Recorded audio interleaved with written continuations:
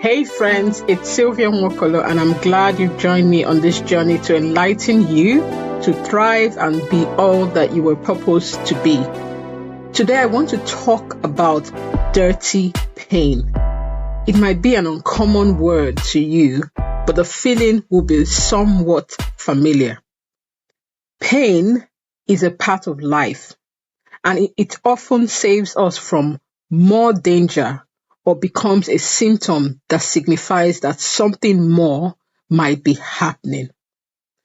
If you are slicing an onion and get caught by the knife you're using, the pain will stop you from digging the knife even farther into your flesh and causing more damage.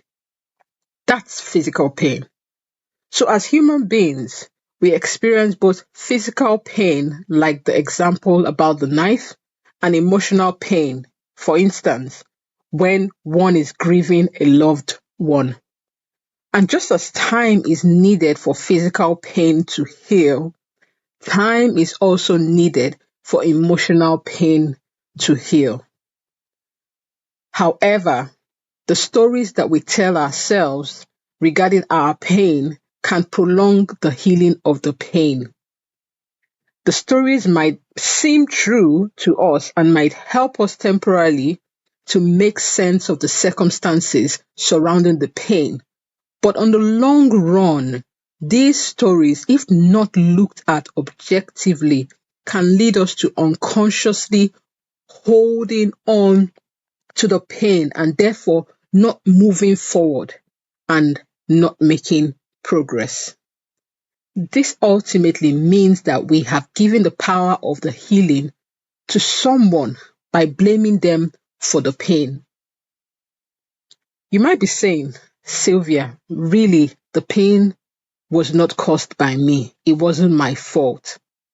I hear you, but it will not be wise for you to put a full stop there. By saying the pain wasn't my fault, but not taking any responsibility for your healing, you have delegated your healing to that person that you think caused the pain. And that means that that person is in control. You see, this often happens in couples that have separated, where one or both parties are still playing the blame game and holding on to the pain that caused the separation in the first place. This is because the narrative or story that is being told about the circumstances that led to the marriage failing has led to one or both parties delegating the responsibility and likewise the healing process to the other party.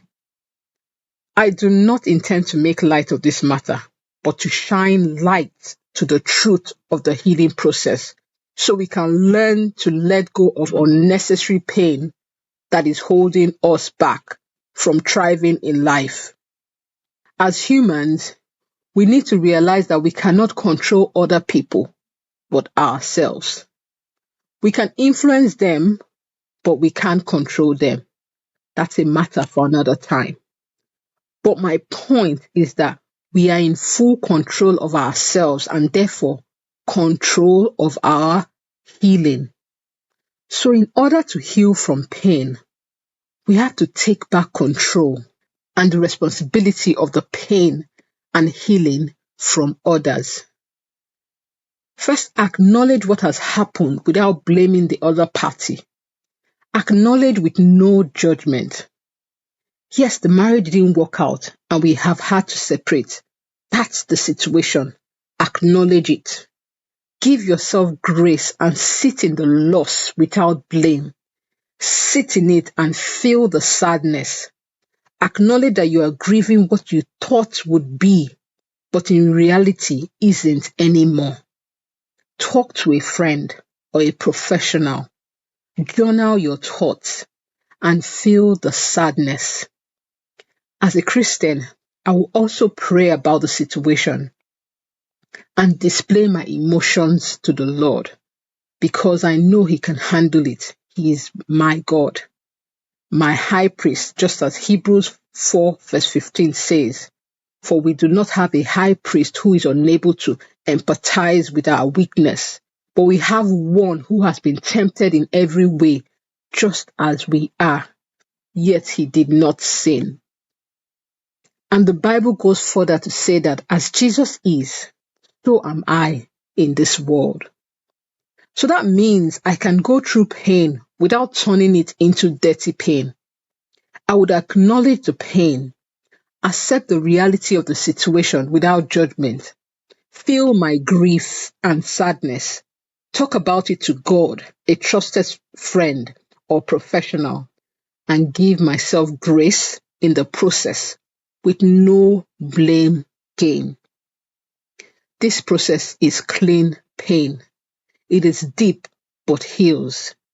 It could leave the scars but heal the wound. But with dirty pain, where the story you tell yourself keeps you as the victim till the end of the story, you stay the victim and therefore run the risk of the wound being poked by someone else, and therefore the pain continues. The main thing to look out for is the stories we tell ourselves.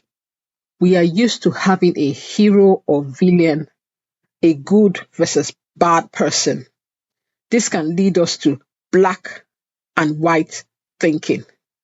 We then interpret life in that way, meaning that when two people fall out, one must always be at fault. Our mind tends to make us the good and the other the bad, or reversed in few cases. But letting go of this type of all or nothing, black or white thinking can help us to see the circumstances and situation as they really are, without trying to play the blame game.